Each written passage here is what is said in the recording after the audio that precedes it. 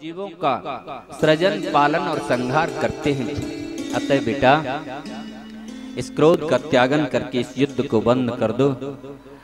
बस मनु महाराज को सत्संग को सुनकर के उनका क्रोध रूपी विकार चला गया।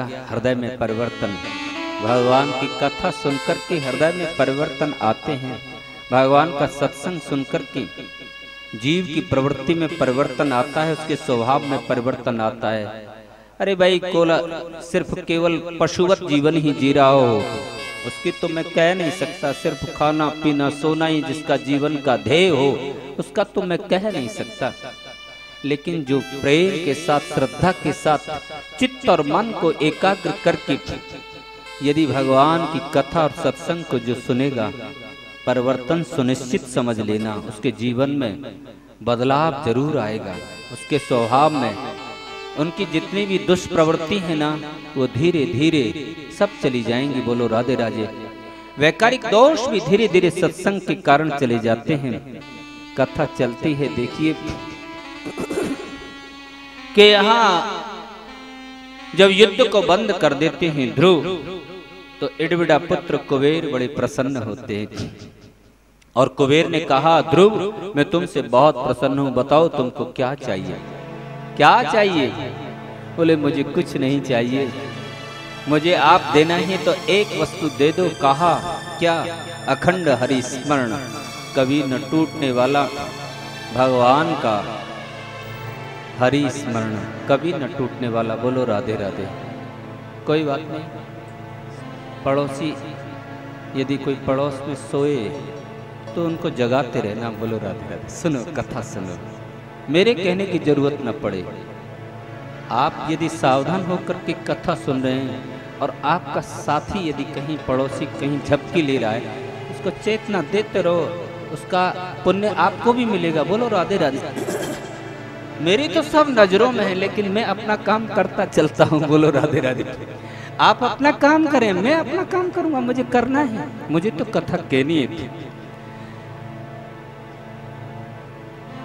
इस व्यासपीठ का काम जगाने का है, लेकिन जगाने का कैसी जागृति, कैसी जागृति। आप इस कथा को सुनेंगे, भगवान की कथा और सत्संग को सुनेंगे तो वो सच्ची जागृति। जागृति किसको कहते हैं? जब जीव माया मोह से मुक्त होकर के भगवत चरणारविंद की तरफ उन्मुख हो जाए, उसका चित्त और मन जानिए तवे जीव जब जागा, तब सब विषय विलास विरागा, होई विवेक मोह भ्रम भागा, तब दृढ़ राम चरण अनुरागा। जागृति उसको कहते हैं जब इन सब से हम मुक्त होकर के भगवतोन्मुखी हो जाएं, हमारा चित्त और मन गोविंद की तरफ चलने लगे, समझो कि जागृति हमारे जीवन में आ गई है। अन्यथा हम तो सब सो रहे हैं, मोह निशा सब सो नहारा। अरे संसार के अनेक अनेक स्वप्नों को हम देख रहे हैं मेरे भाई, हैं? लेकिन जिस स्वप्न को हम सोते हुए, रात्रि में सोते हुए देखते हैं ना, वो स्वप्न कब टूटता है? जब हमारी आंखें खुल जाती हैं तो वो स्वप्न टूट जाता है। लेकिन इस संसार का जो स्वप्न है ना, ये संसार भी स्वप्न एवं एक मनोरथ राज्य है। ये स्वप्न कब टूटता है? जब आंखें बंद होती हैं। अंतर सिर्फ इतना है, एक स्वप्न टूटता है कब? जब आंखें खुलती हैं तब। और एक स्वप्न टूटता है कब? जब आंखें बंद होती हैं। वैसे न ये सच है न वो सच है, जैसा जनक ने उत्तर दिया था राजा जनक ने। बोलो राधे राधे। आइए कथा को यहाँ पर चलते हैं। अखंड हरि स्मरण मांगा, कभी न टूटने वाला भगवान का स्मरण। एक बात बताएं, ये बहुत बड़ी उपासना थी। ध्रुव ने विचार किया कि वैकारिक दोषों का प्रभाव कब होता है इस जीवात्मा पर, इस प्राणी पर कब होता है। थोड़ा ध्यान से कथा सुनो, इधर उधर मत देखो।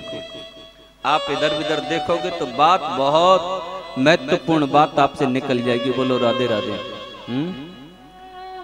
कथा यहाँ पर चलती है, कभी न टूटने वाला। ध्रुव ने एक बात का ध्यान किया कि ये वैकारिक दोष कब प्रवेश करते हैं व्यक्ति में। इस जीवात्मा में कब, जब परमात्मा का विस्मरण होता है और परमात्मा की याद रहे ना, कोई भी वैकारिक दोष हम में प्रवेश नहीं कर सकता, नहीं कर सकता, नहीं कर सकता। कोई भी बुराई हमको छू नहीं सकती। ध्रुव ने इस बात को अनुभूत किया कि मैंने वास्तव में मुझसे परमात्मा का विस्मरण हो गया था, इसीलिए क्रोध रूपी विकार के वशीभूत होकर के मैंने निरपराध लाखों यक्षों का वध कर डाला। तो उसने मांगा था अखंड हरिस्मरण। अखंड हरिस्मरण कभी न टूटने वाला स्मरण। बहुत बड़ी बात है, छोटी मोटी बात नहीं। ब्रज गोपांगनाओं के पास में क्या था मेरे भाई? जो गोपियां प्रेम की ध्वजा कहलाई, जो प्रेम की आचार्य कहलाई, उन ब्रज गोपियों के पास में और कुछ भी नहीं था, ये अखंड हरिस्मरण ही तो था। और उस अखंड हरिस्मरण के चलते ही वो ब्रज गोपियां कृष्ण प्रेम की सर्वोच्चता को प्राप्त हुई थी, जिनके सामने एक बात मैं आपसे कहता हूं। अर्जुन ने एक बार कह दिया था गोपियों के विषय में, भगवान श्याम सुंदर से क्या कह दिया था? जब अर्जुन ने गीता के 18 अध्यायों को सुन लिया था ना, तो उन्होंने कहा भगवान, ब्रज की वो अशिक्षित गोपांगनाएं, अनएजुकेटेड हैं बेचारी, अशिक्षित हैं, जिन्होंने कहीं वेद वेदांत पढ़ा नहीं, वो आपको तत्व से क्या जानती होंगी कि कृष्ण तत्व क्या है? तो भगवान ने ये कहा था अर्जुन से, अर्जुन आज तो तुमने ये बात मुझसे कही है, आज के बाद में तुम इस प्रकार की बात मुझसे मत करना, क्योंकि तत्व से यदि जानती हैं मुझे तो ब्रज गोपांगना जानती हैं। जान्यते मम गोप्या पार्थ नान्य जानते तत्व, तो और कोई मुझे तत्व से नहीं जानता, क्योंकि गोपियां जो कुछ भी करती हैं सब मेरे लिए करती हैं, उनका अखंड कृष्ण स्मरण चलता रहता है। तो आज वही अखंड भगवत स्मरण किसने मांगा? ध्रुव ने मांगा, और कुबेर उनको देख करके चले गए। कथा चलती है, और ध्रुव ने 36,000 वर्ष तक राज्य शासन किया था मेरे भाई। ध्रुव ने 36,000 वर्ष तक राज्य शासन किया। और एक बात मैं आपसे कहूं, इस काल बलि से कोई भी नहीं बच पाया मेरे भाई। सहस भाव 10 बदन आद नप बचे न काल बली ते, और हम कर धनधाम समारत अंत चले उठ रीते। हैं बड़े बड़े राजा महाराजा, सहस्त्र भाव 10 बदन रावण, जिसने काल को पाटी से बांध रखा था, लेकिन वो भी काल के वशीभूत हुआ था। लेकिन अपवाद कहीं किसी का चरित्र देखने को मिलता है, ग्रंथावलोकन करके ध्यान से कथा सुनना, तो वो ध्रुव के चरित्र में मिलता है, जो कि स्वयं काल ने ये आकर के राजा ध्रुव से ये कहा था, मेरी तरफ ध्यान करके कथा को सुनो, इधर क्या देखते रहते हो, कोई आ रहा है कोई जा रहा है, ये गंदी आदत छोड़ दो, शास्त्र की तरफ ध्यान रखो, शास्त्र की कथा पे ध्यान रखो। ये आदतों को मैं तुम्हारी को इसलिए सुधार रहा हूं कि इससे अपराध मिलता है तुमको। कोई आ रहा है कोई जा रहा है, जो करने वाले काम है वो कर रहे हैं। ये संसार एक रंगमंच है, जैसे शेक्सपियर ने लिखा है ना, संसार एक रंगमंच की तरह है। यहाँ बहुत से the world like a stage, एक रंगमंच की तरह है। यहाँ बहुत से आदमी और औरत बहुत से यहाँ अभिनय कर रहे हैं। The man and women are many players, यहाँ बहुत से हैं। और यहाँ तो कोई आ रहा है, there is exit and entrance, यहाँ कोई जा रहा है तो कोई आ रहा है। क्या किसको देखना? आपसे जो शब्द जो आपको सुनाए जा रहे हैं ये चले जाएंगे, तो फिर दोबारा फिर कभी भगवान की जब कृपा होगी तब कभी सुनने का अवसर मिलेगा। फिर पता नहीं जीवन में, पता नहीं ऐसा संयोग कभी बैठे न बैठे, हम नहीं रहे या कोई और नहीं रहे। बोलो राधे राधे।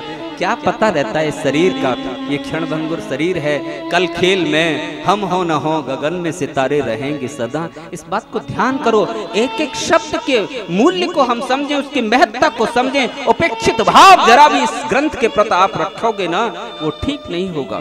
वृंदावन धाम में जब आप इस भागवत कथा को आत्मसात कर रहे हो, श्रवण कर रहे हो, तो इसका पूर्ण लाभ प्राप्त करो मेरे भाई। ध्रुव के चरित्र में ये आता है अपवाद कि उसने काल पर विजय प्राप्त की थी।